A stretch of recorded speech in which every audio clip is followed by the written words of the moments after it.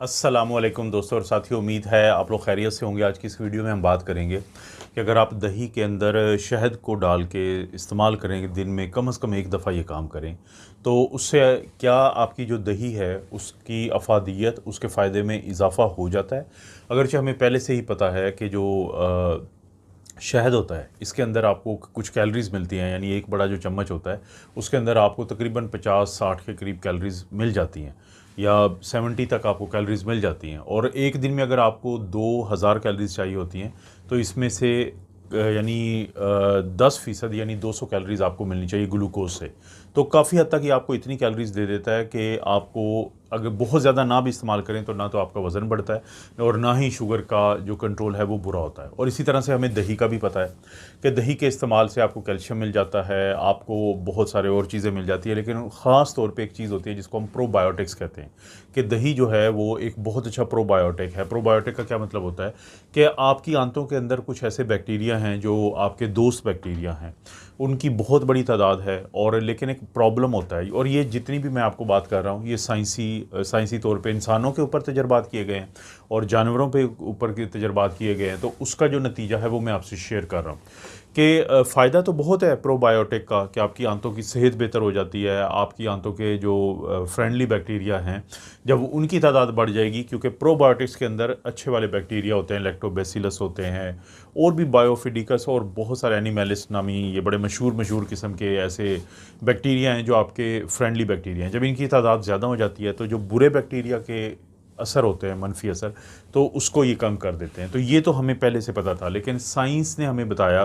कि जब आप दही का इस्तेमाल करते हैं तो दही को अच्छे वाले बैक्टीरिया कहाँ पे पहुँचाने हैं, छोटी आंत में। लेकिन वहाँ पहुँचने तक आपके जो अच्छे वाले बैक्टीरिया हैं, वो आपका जो पूरा माहौल होता है आपके जिस्म का, तो एसिडिटी होती है, बाकी चीज़ें होती हैं, एंजाइम ख़ास तौर पे कुछ ऐसी प्रोटीन जो इनको नुकसान पहुंचा देती हैं उस वक्त तक, जब तक कि ये वहाँ पे पहुँचते हैं जो छोटी आंत के वो हिस्से होते हैं जहाँ पे इनकी मौजूदगी ज़रूरी है। तो पता ये चला कि दही तो आपने इस्तेमाल कर ली, लेकिन अगर आपको ये प्रोबायोटिक्स वहाँ तक नहीं पहुँच पाते तो फिर आपकी आंतों को वो फ़ायदा नहीं मिलेगा जिस फ़ायदे को फिर पूरा जिस्म जो है वो भी उससे फ़ायदा उठाता है। आपका दिमाग भी फ़ायदा उठाता है, आपका स्ट्रेस, एंग्जाइटी, ये चीज़ें कम हो जाती हैं। आपका जो मैदा है, आपकी जो आंतें हैं, आपके जो खाने का डाइजेशन या हज़म होना है, आपको कब्ज़ कम होनी है, और आपको बाकी जो मसले होते हैं सेहत के वो कम बनते हैं, जिसमें इन्फ्लेमेशन या सोजिश भी शामिल है। तो अब होना ये चाहिए कि कोई ऐसा काम किया जाए कि जिससे आपकी दही के ये जो अच्छे वाले बैक्टीरिया हैं ये वहाँ पे पहुँच पाएँ जहाँ पे इनकी ज़रूरत है। तो जब ये स्टडी की गई और लोगों पे भी की गई, जानवरों पे भी की गई, जो चूहे वगैरह होते हैं उन पे की गई, तो पता ये चला कि जब आप इसमें शहद को शामिल करते हैं तो शहद के अंदर बहुत कुछ ऐसा है कि जो इन एंजाइम को प्रॉपर काम नहीं करने देता, जो कि प्रोबायोटिक्स को तोड़ते हैं, बल्कि आपके प्रोबायोटिक्स जो दही के अंदर मौजूद होते हैं उनको लेके जाता है वहाँ पे जहाँ पे इनकी ज़रूरत होती है, वहाँ तक इनको बाहिफाजत। यानी एक ख़ास किस्म का शहद होता है जिसको हम क्लोवर हनी कहते हैं, पाकिस्तान में मिल जाता है बिल्कुल। आप मार्केट्स में जाएँ, लिखा होता है CLOVER आगे हनी, तो आप उसको सिलेक्ट करें, क्योंकि ये बहुत अच्छा और मखसूस किस्म का एक शहद है कि जो ओलिगोसेक्राइड जो है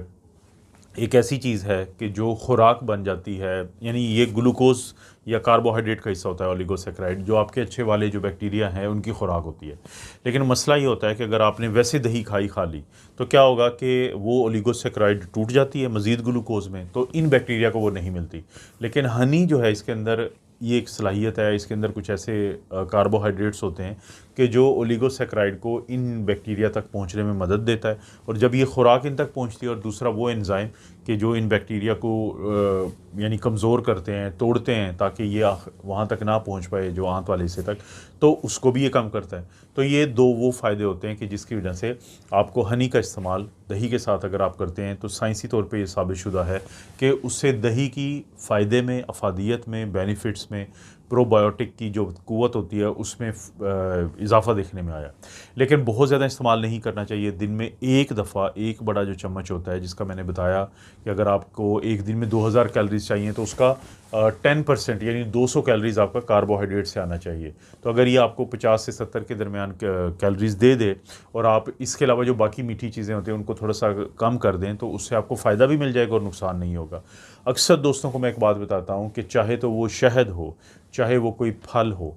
हमारा जिस्म के पास जब ये कार्बोहाइड्रेट टूट फूट के ग्लूकोज़ की शक्ल में पहुंचते हैं तो हमारा जिस्म ये नहीं पहचान पाता कि ये ग्लूकोज़ आया किधर से है, ये चीनी से आया है, ये किसी खाने से आया है, या ये किसी हनी से आया है, शहद से आया है, या किसी फल से आया है। फ़र्क वहाँ पे पड़ता है कि जब हम फलों के साथ अक्सर देखते हैं कि फ़ाइबर होता है, तो हम लोगों को कहते हैं कि जब ये फ़ाइबर के साथ जाएगा तो आपको फ़ायदा होगा। लेकिन हनी जो है वो भी एक ग्लूकोज़ की शक्ल है, एक चीनी की शक्ल है। कुदरती लोगों की बहुत ज़्यादा बहस होती है, वो कहते हैं जी हनी तो नेचुरल है तो आप जितना मर्ज़ी इस्तेमाल करें, हरगिज़ नहीं। ये भी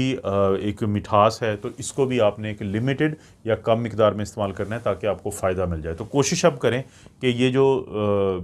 रिसर्च है ये आपको यही बताती है कि आप दिन में एक दफ़ा दही के अंदर एक बड़ा जो चम्मच होता है वो शहद का डालें, और अगर क्लोवर हनी जो मिल जाता है बहुत आसानी से वो मिल जाए तो फिर तो बहुत ही अच्छी बात है, वो इस्तेमाल करें। प्रोबायोटिक्स आपको दही की ज़्यादा से ज़्यादा मिल जाएंगी, और उसके बाद आपकी जो आंतों के अच्छे वाले बैक्टीरिया बढ़ेंगे और आपको बहुत ज़्यादा फ़ायदे मिलेंगे आपको। इस तरह की वीडियोस मैं इस चैनल पे बनाता रहता हूँ। वीडियो को लाइक करें, चैनल को सब्सक्राइब करें, कोई अच्छा सा कमेंट करें, और कोई वीडियो इस काबिल है कि शेयर करने के तो उसको शेयर भी कर दें। आप अपना और अपनी फैमिली का ख्याल रखें। अल्लाह ताला आपको और आपकी फैमिली को हर किस्म की बुराई, बीमारी और आजमाइश से महफूज रखे।